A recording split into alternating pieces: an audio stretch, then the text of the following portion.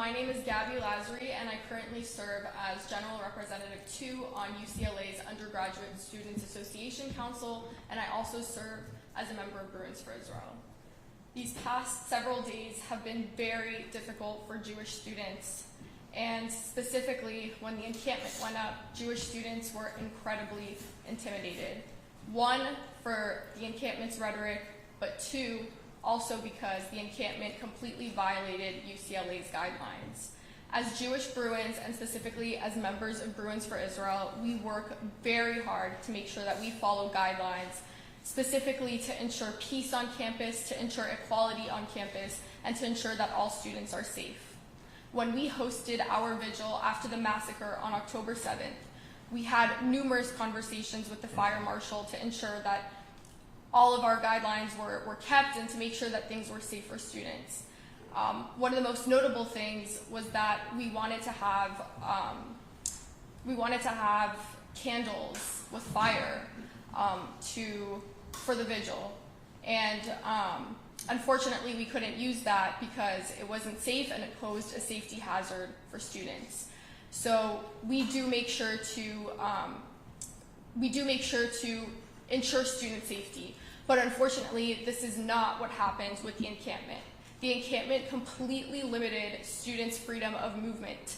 At one point, what happened with the encampment was that they had wristbands for students, so only certain students were able to enter the encampment. And we know that these are the same students that unfortunately built the 7-foot large pig right outside of the Regents meeting. This pig was incredibly anti-Semitic, and it hurt a lot of Jewish students on campus, and it made us feel incredibly uneasy.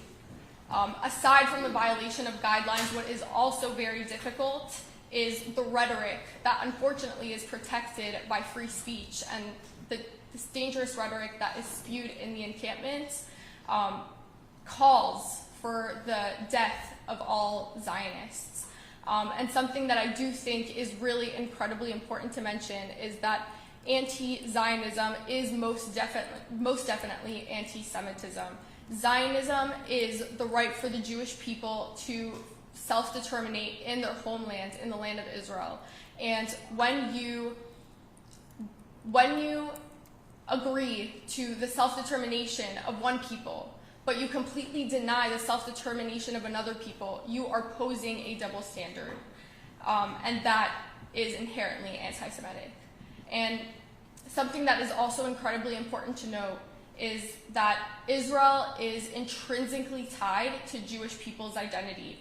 We and Israel are one and the same. A lot of the Jewish holidays that we celebrate have to do with the land of Israel. And so to me, when you completely deny me access to my homeland and you call for the eradication of my homeland, then you are calling for the eradication of the state of Israel, and you are calling for the eradication of the Jewish people.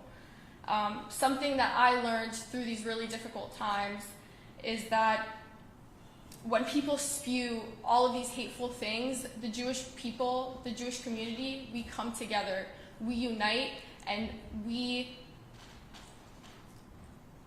hold each other tight through adversity, and we persevere and we resist, just as Jewish history has always taught us. So I do want to thank you so much for your time, and we will get through these difficult times together. Thank you.